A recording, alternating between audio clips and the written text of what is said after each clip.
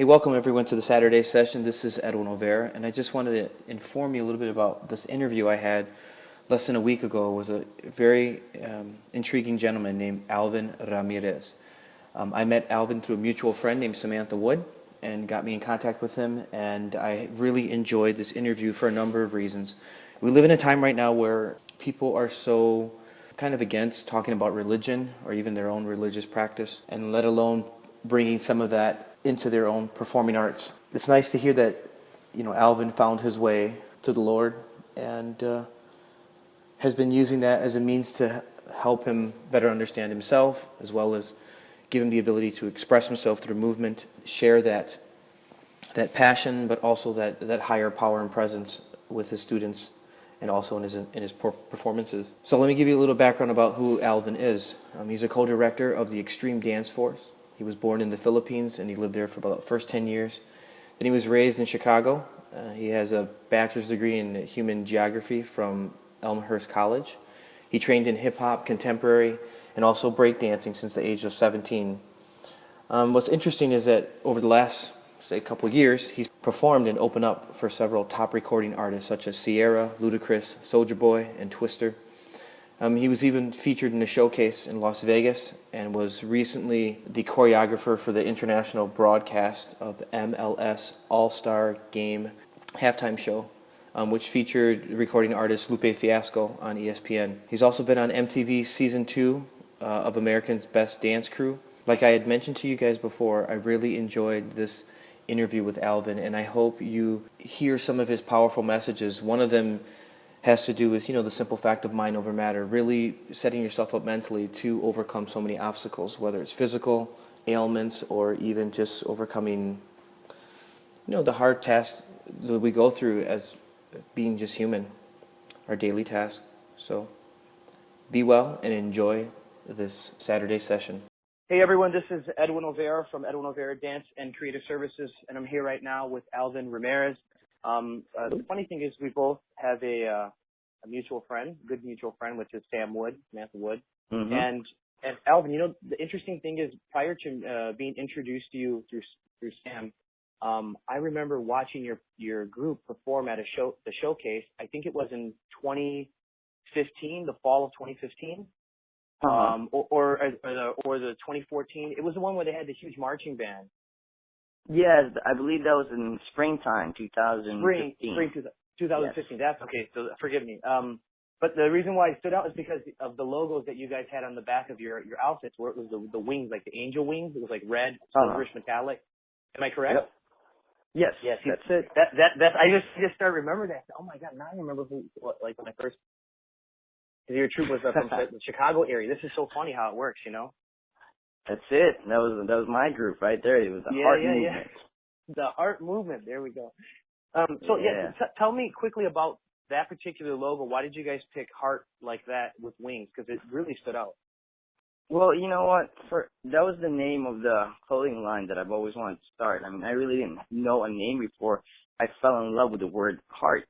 Basically, I came up with that because I choreographed a dance piece and I called it Heart and Soul, and just the way I spelled it, H-E bracket, art bracket, to me that meant a lot because Got it. It shows that it's a relationship between you and your art. He being the artist, and art being whatever the art is. So for me, it's me and my dance, and dance and me. And on a grander scale, it shows the relationship between God and man. He being God, art being me, which is I'm God's greatest art. So that's why I came up with that heart clothing, heart movement. So it started with a clothing line, but I just wanted to call my own dance group something, so I called it Heart Movement. Wow, how wonderful! This is Yeah. I think you have a really good intention behind why you're doing movement, which is I mentioned to you before when we were talking about setting up this interview is that, a lot of times when people are performing, whether it's in like hip-hop showcases or even just on stage, whether it's like, circus performance stuff or variety shows, we live in an age now where people have removed their spiritual practice from just their personal life or even from their profession. You know, it's like a taboo thing to talk about. Like God doesn't exist.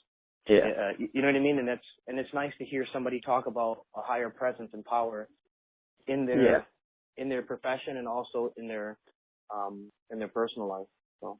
Can you tell us a little bit about how that came to be for you? Like what was going on in your life that caused you to become conscious of, you know, God, higher power?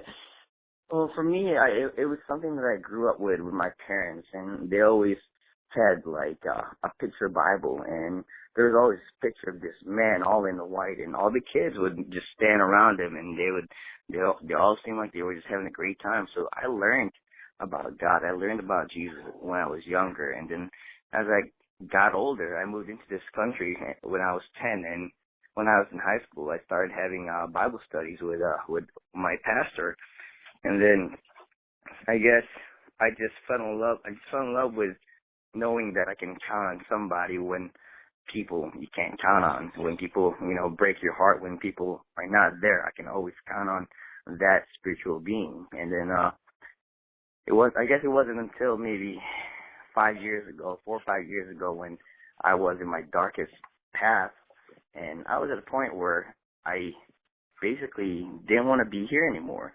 So, and the only thing that saved me from that life was me praying to God every night, crying to God every night. And I really wanted to quit dance. I wanted to quit dance and ship myself to the U.S. Navy and just be away from everybody. But, you know, people say pray, and people say the truth shall set you free. And I believed in that. So I accepted my flaws. I accepted truth. I prayed, I cried, and God brought me back to life by sending my little sister, into my life and accepting me and teaching me to fall in love with books, with all great things. And then next thing you know, I'm reading all these books that help me become a better person. So I accepted truth, I accepted God, and I accepted my sister, and I learned to fall in love with reading. And it was because of that I got to where I am today.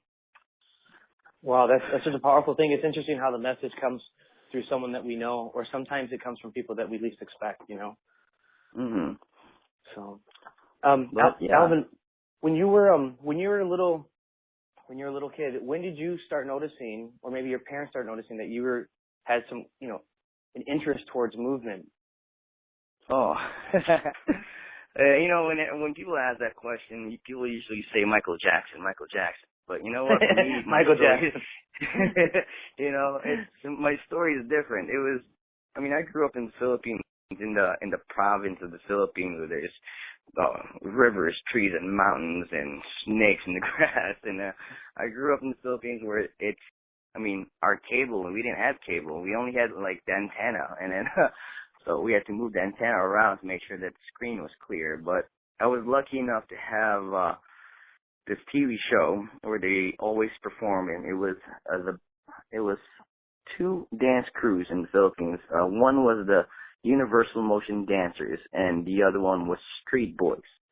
Two groups, they were rivals, and every time they would go on stage on TV, I would always watch it, and I would always get up from my seat and try to mimic what they did on TV. So feeding me, when I was a little kid, feeding me was kind of difficult because I would always get up from my seat from the table and just start dancing. So yeah, it was that. And then I guess it helped that my oldest cousin, Joey, every Christmas he would try to choreograph a routine for us, for me and my neighborhood friends, for my cousins to perform every Christmas. And also because my grandparents, they would come and visit. They live in here in the country, and they would visit the Philippines every Christmas. And we would do a Christmas program all the time, and we would do his routine. So it helped that I was surrounded by people that love to dance. So we would try to always make up something every Christmas. So that's my story. At what age was that, though? Were you like 10 years old? I was probably about 8 years old?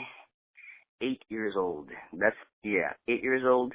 Because I can remember just getting up and all the time and watching TV, getting up every time those guys dance on stage. So probably 8 years old, 8, 9, 10, but I'd say 8. Did you ever practice any like of the folk dances that come from the Philippines? That's a good question, because growing up there, we did folk dancing, and we did the Filipino dancing, we did tinikling, we did other types of dance, and oh my goodness, we would perform it in front of all the people in the Philippines, and it would, for me at that time, I liked it, but at the same time, I got bored at it because it wasn't the type of music that I would listen to. It wasn't like hip-hop music. It was folk music. So I didn't really enjoy it as much, but I did like the practicing, the side-to-side step, and then just the movement itself. I like those, but the music, not so much. Got it.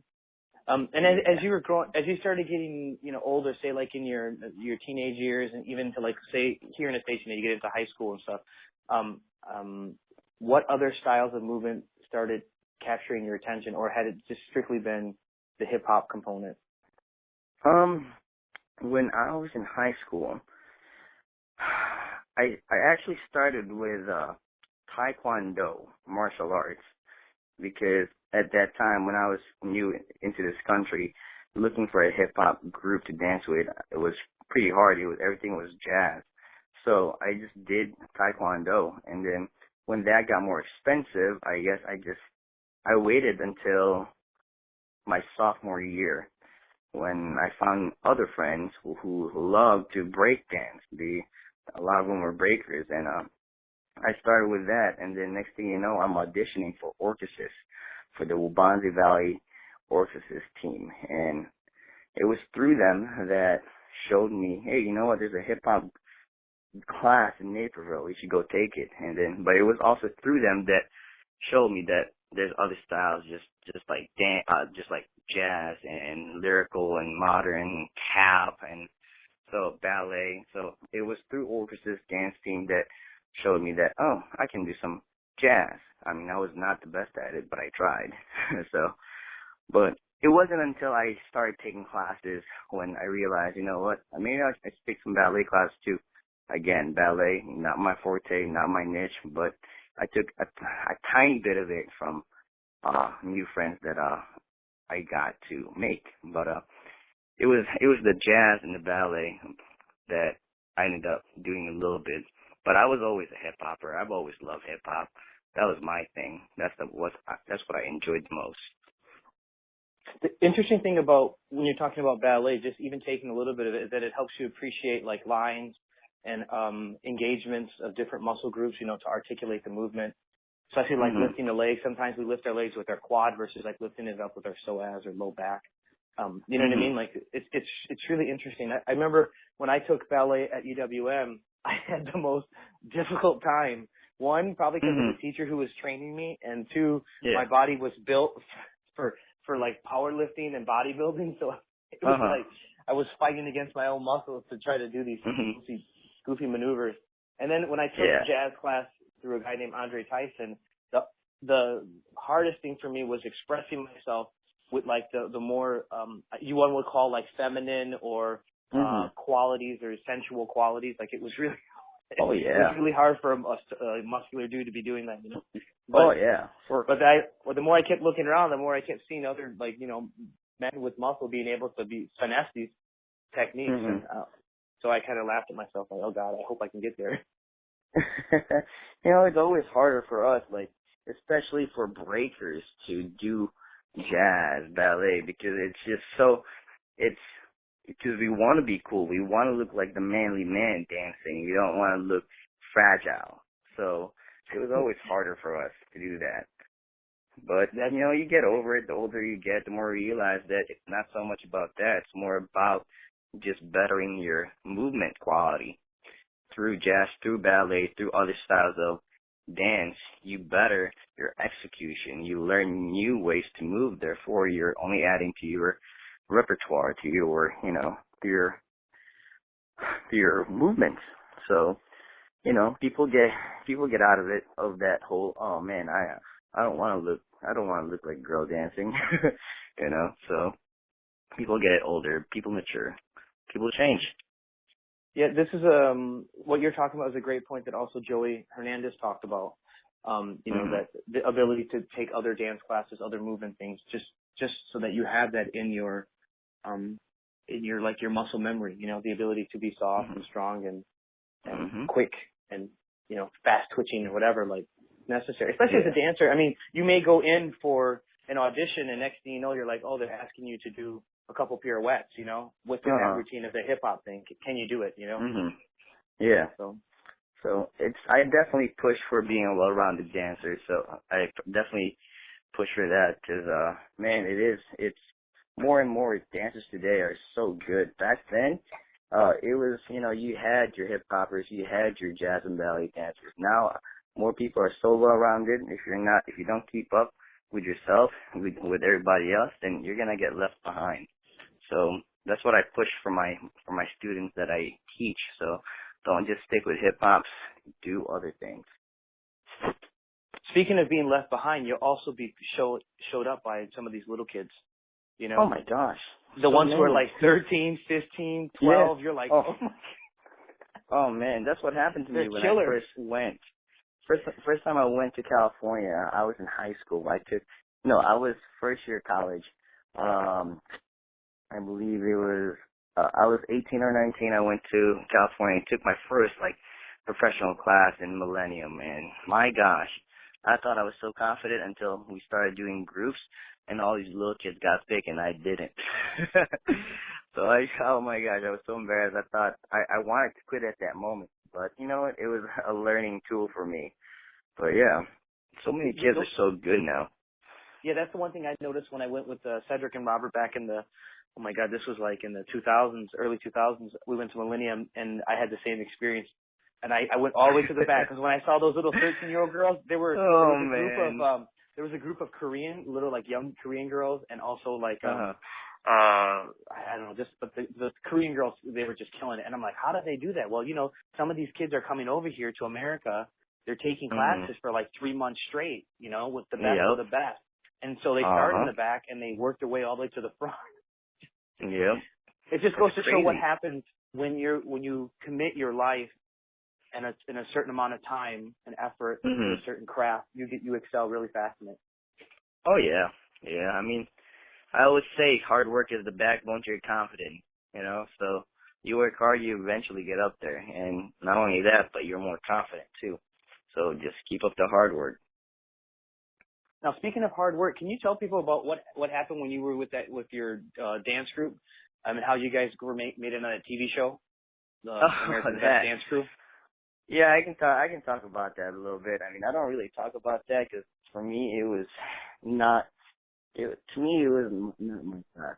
So because back then I was more of a director. I just focused more on working with kids, and when we went on the show, I admit that I wasn't really training back then, so my dancing wasn't on point. But it was a great experience having my guy friends be a part of that show. It was an eye-opening experience because I've never done anything like that in my life. I mean, just growing up in the Midwest, dancing with people here, dancing against other companies here, it's completely different when you start going somewhere else like the West Coast and you get to see all these amazing people, amazing crews, and their amazing art. So, like, for me, it just opened my eyes to be okay with opening up to people, and because we approach it like, okay, we're from the Midwest, we're just gonna be cool about it. We're not gonna really talk to anyone. We're just gonna observe, and then my gosh, and we saw everybody just freestyle and having a good time. They were just so good, and I felt like a little fish in a big ocean because I felt that I was unable to keep up with these guys because they were so well trained, amazingly talented. So, we did our best. Every week we would rehearse, and then we would do the taping on a Tuesday, and they would show the show on a Thursday, and then we just repeat, do it again the following week. So it was fun. It was a great experience, but at the same time it was stressful. So, but you take it as you go. You don't. It's not so much about who won or through loss. It's more about the learning part of it. And I learned so much how to choreograph better, how to stage your routine better, and networking and talking to new people because I was shy. I was the guy that didn't want to be talking in front of the camera, and I didn't know how to talk to people. So, but I learned a lot. I learned to communicate, get to know people, and just make new friends. So, yeah. Got it. The whole, it's interesting, like early last year, I was on I Can Do That like kind of variety show that like Marlon Wayans had and all sorts of stuff. So I was with a company called Pablo.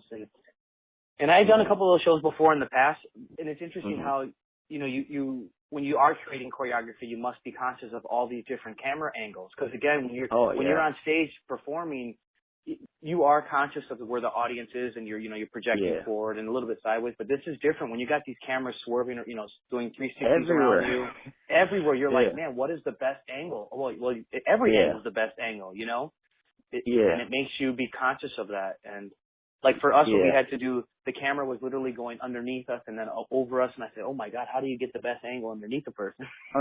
Yeah. Yeah, it was really tough for me because I was used to just, if you think about competition, there's only just one view from the audience view in front of you. That's it. But when you do those shows, they're everywhere. You have so many views, so many angles. So, yeah, for me, that was super new.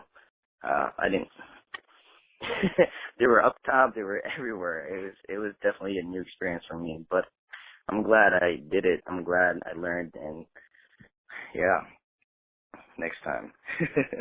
Next time, I got you. Here's a question that has to do with, injuries, because as we both know, people who use their body for their profession or even just for hobbies, there's constant wear and tear because it's a repetitive motion, right? A lot of lunges, a lot of leaps, flips, turns, whatever.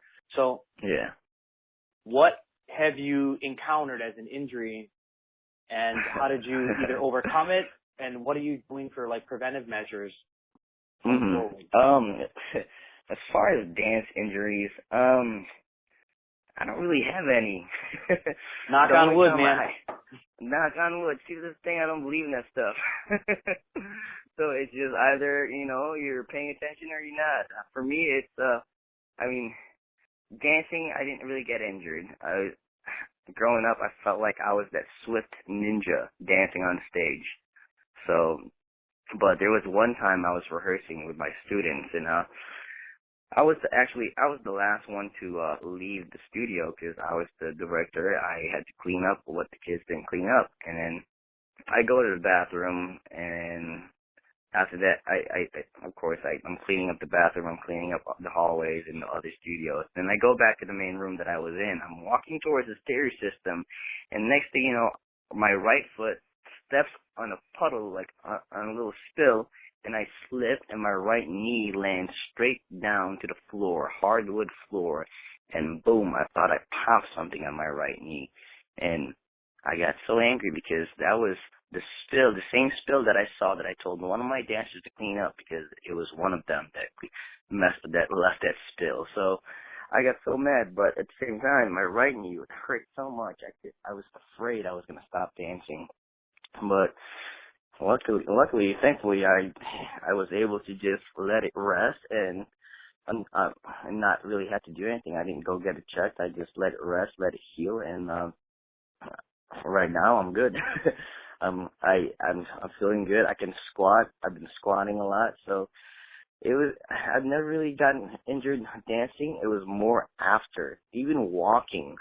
I injured my right ankle. I twisted my right ankle, and I just let that heal, and I'm okay now. I mean, I have just like a little black mark on my right ankle, but I can still move it. I have my full range of motion, so nothing really dancing. Just when I'm doing other things besides dancing, that's when I get injured, which is funny to me. Well, I'll share something. So one of the guys I was dancing with, he was the dance captain of this company called Pablo I worked for, and Andy, he would warm up. He had a unique way of warming up, but he believed, like what you're talking about, it's how you your consciousness. Are you, hey, if I don't think I'm going to get injured, you won't get injured, because you're setting yourself up mentally. You're preparing yourself like nothing will happen, Yeah.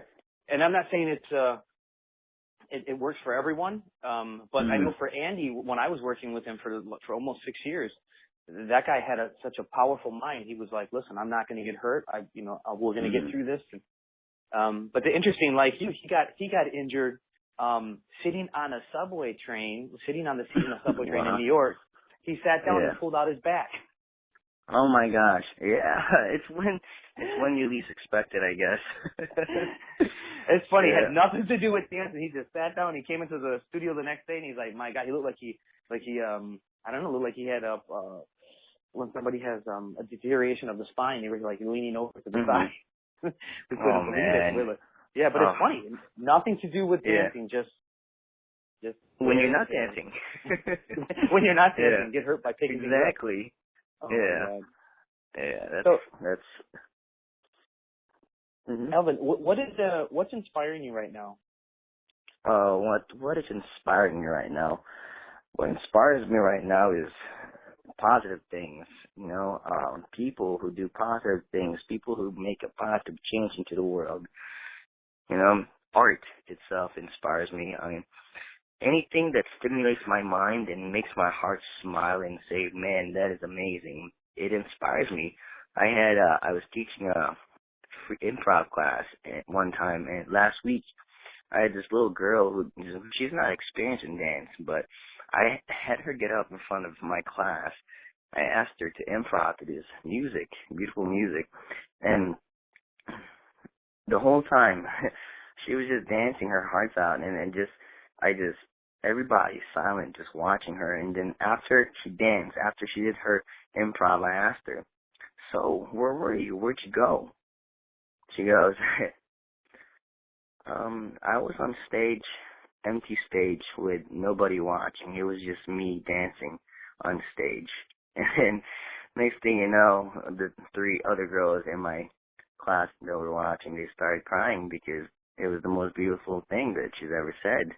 She was able to listen to the music and picture something in her mind and be in that place and forget about the world for a song and just enjoy that moment. To me, that inspires me because that's what dance can do to people. It takes you to a different world when you let it take you there.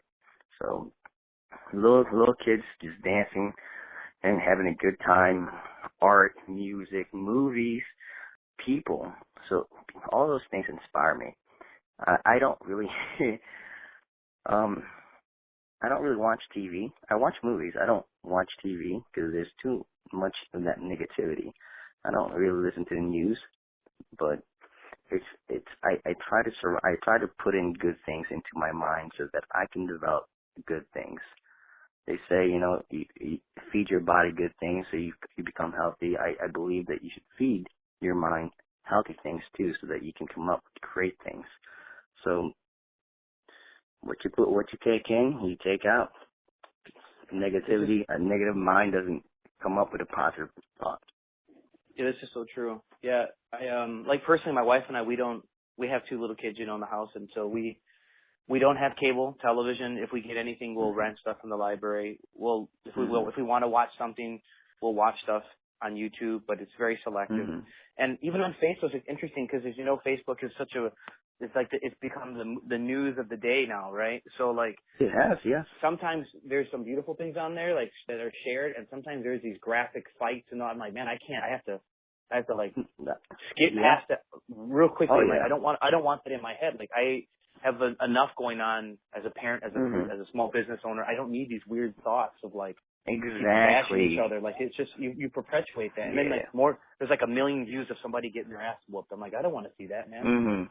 Yeah, like for me, it's I don't play with what I put into my head, like thoughts that I shouldn't be thinking about, like I don't entertain those things in my mind because I know that when I do and I keep doing it, bad things happen. because what we put into our minds, what we entertain in our minds, we eventually become. And I've been there. I was young once.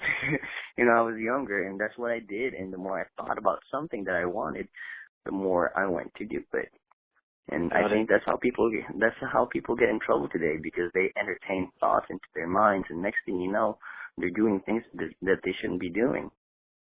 So I try to keep my mind straight so that I don't get myself in trouble, because I work too hard to get to where I am right now. I love the people I'm surrounded with, and they love me, so I don't ever want to put that. I don't even ever want to ruin those relationships. Is there a style of movement that you would love to kind of explore? If somebody would say to you, hey, Alvin, we're going to give you this much money and we want you to go learn a new style of movement. And I guess to help you narrow it down, what if it's not in the hip-hop realm or jazz or modern? If it was something totally different, what would it be? It would be. What would it be? I have a lot. Right now, I started taking tap. I love tap. To me, that's what I want. That's what I want to get better at. I can see myself teaching a tap masterclass someday, and maybe doing a collaboration of hip hop and tap put together. So I can see myself training in tap, because it's just so much fun. Your body is music. So, and my lady and I have been watching a lot of older movies like Gene Kelly, and to me, that guy was amazing. That guy was just, not only he was a stud, that guy was so confident, and he looked so good just doing what he loved. And I'd like to be able to do that someday, just tap my life away. That's great. You know what? Sorry, that one, and I still love locking. I mean, that's in the hip hop side, but that's one thing that I would love to get better at doing. Because the same thing, that one's also such a fun art movement. I guess I just like dances that are fun and just makes me happy. And to me, tap and locking, I think those two would be great. Alvin, are you a part of the Global Dance Collaborative? No, I'm not. It's a Facebook group that I'm a part of, and the reason why I'm bringing it up is because I interviewed the guy who created it, one of the co-founders of it. His name is Anthony Locasio, and you should check out the group that he danced for. He was with them for 13 years. They're called Tap Dogs. So after this interview, what you should do is check out Tap Dogs and look at what they've done with the style of tap and how they fused it and taken it to a whole new terrain. I mean, this show has been around for at least 20 years, but how they took tap dancing and then they were tapping say on steps or tapping on iron railroad beams, people balancing tap. It's just crazy how they took something that would normally be on hardwood floors, and they're tapping on all those types of stuff. It's really beautiful. So if you get a chance, check it out.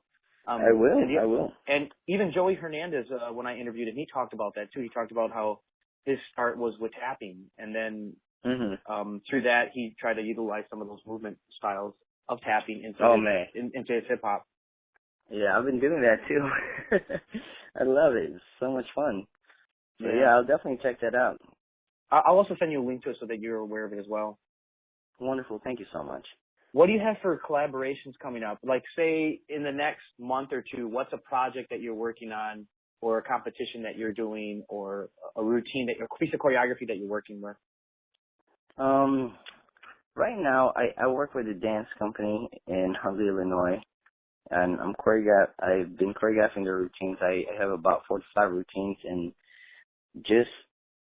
I'm the hip hop director there, so every year I set pieces for a petite group, junior, intermediate, and then a teen group, and a production. So 5 routines. So right now, just getting ready to finish and polish those routines, because they compete the second weekend of February.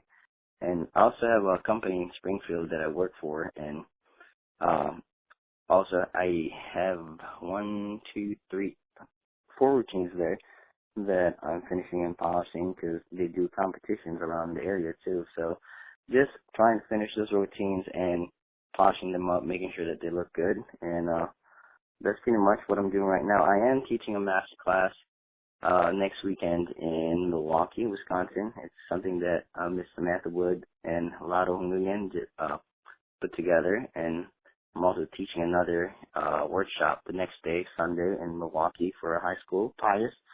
So I'm just trying to get those master classes going, and at the same time still teaching my weekly dance classes in the area. So I'm supposed to start working with a Revolution Talent dance competition next month. So every weekend, hopefully, I'll be traveling with them, putting up competitions.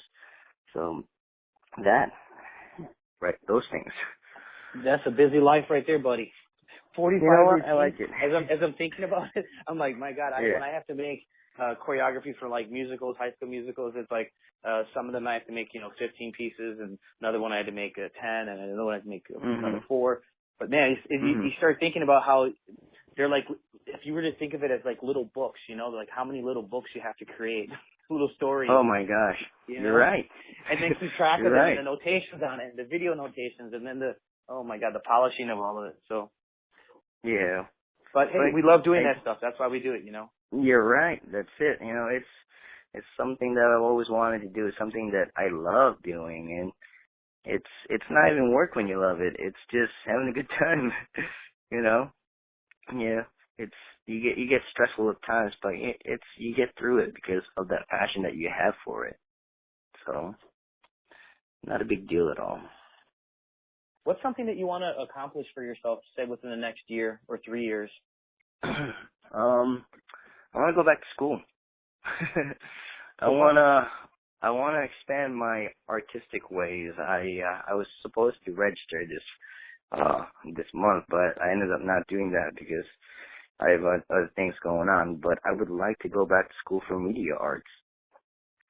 I want to learn how to do graphic design. I want to learn how to do film. I want to learn how to anything that has to do with art.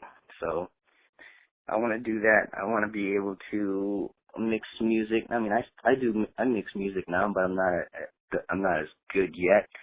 So I can hold my own, and I want to learn videography. And I mean, the clothing line that I started 3-4 years ago, I would love to be able to design my own clothes and not have anybody else, work on the graphic design. I want to be able to do it on my own terms, on my own time, and, use my own money. Instead of paying somebody else to design my own stuff, I want to do it myself because it comes from my heart.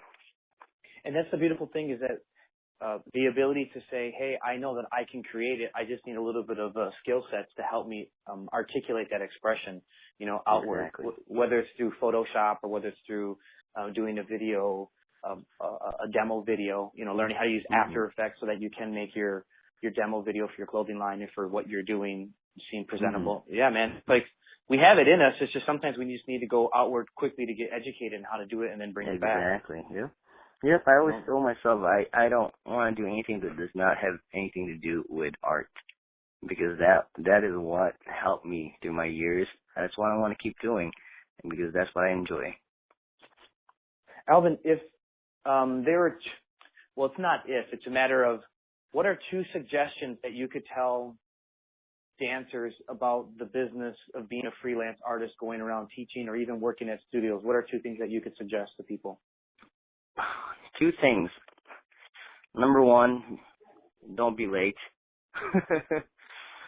Don't be late. There were times when I was younger teaching in other studios and I was late a lot. It's a bad habit that I learned from other people. So to me, I don't do that anymore. I'm either 10 minutes or 15 minutes late when it comes to me going to work. So don't be late because people don't like that. It's bad business and bad for, people can't trust you and parents and kids, they can't look up to you. So don't be late. Number 2, lead by example. Not a lot of people lead by example. People lead by talk, and they break people's hearts by not following it up with their actions. So by leading by example, to me, it stops you from doing things that you shouldn't be doing. And because you're doing the right things, good things happen in your life. So don't be late and lead by example. Well, those are two great things. The very first one you talked about, being on time. That's something that I learned really fast when I was in the military prior to becoming a dancer. You have to be on time. I mean, for me, I tend to be a half hour, sometimes even up to an hour early, just because of the simple fact of I got to get used to the space. If I've never been to the studio before, what if I get lost, right? That tends to happen. The directions, even if you have GPS, you can still get lost and get redirected. Oh, yeah. Go to the wrong door. You're at the right building, but you're at the wrong door of this high school, Yeah. You know what? I had an experience one time. It made me realize how important it is to be early. When you're early, it gives you the opportunity to help people. Why do I say that? I say that because there was a time I was on my way to work and I was early. I was so ready to go because I wanted to make sure that I was there. But I was early, and then next thing you know, I see this girl driving a car. The back right tire was flat, and this teenager, this girl was just driving, and she wouldn't stop. So I caught up to her, and I flagged her down and told her that her back right tire was flat. So we stopped. Oh, that was the same. Yeah, I was flagging her down, and we stopped inside the road by church, and I decided to just help her out because she really didn't know how to change her tires. So because I was early to work, I was able to be a blessing to somebody else who needed help changing her tires. So I think people should really take the time to be more early, so that not only that they can do a better job at work, but just in case if things like that happen on the side of the road. People need help. When people need help inside the road, if you were there to help them out, I think it can be a good thing. So too many times we easily just pass by people that need help. So that's it. Well, thank you so much for sharing this time with me, and it's always interesting talking with different artists from around this region and also internationally about how we get into our craft and what we've learned through sometimes failure. Failure can be such a great way of shedding light on what we need to improve on as a person and with our profession. So, Alvin, thank you so much for your time, and thank you. Keep putting out that message. We do need to have people who are conscious, I believe, of a higher presence in our practice and in ourselves, because again, we live in a time now where it's almost godless. There's nothing, and I think that can lead to a lot of trouble. So. Oh yeah, I agree. So, thank you, and we'll touch base soon. Okay. Sounds good. Thank you so much for your time.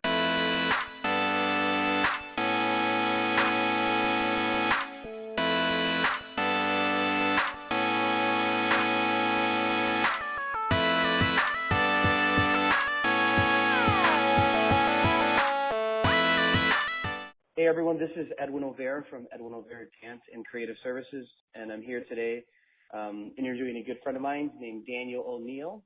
I met Daniel, I would say, less than 2 years ago at a Palabola summer camp where I was teaching for one of the adult sessions, and I was really impressed with two things. One, he was the first freestyle Frisbee guy I ever met, and two, I was taken back by your stage presence when you were doing that duet with the young lady in the window. It was a really iconic image. Yeah, with Jessica in the window at the Palabola Club Hall, Washington Club Hall studio. So it sometimes that you meet people and they do things with movement or they capture your attention and it stays and it ingrained or burned in your memory forever. So that was one of them, and it's a pleasure that we became good friends and got to know each other quite a bit. And I'll tell you a little bit more. So Daniel's a professional actor and a dancer who's currently based in New York. He received his BA from Columbia University, where he studied theater, dance, and economics, and also philosophy. Well, here comes the great part. He's the two-time 2012 Freestyle Frisbee World Champion. His professional work includes commercial, film,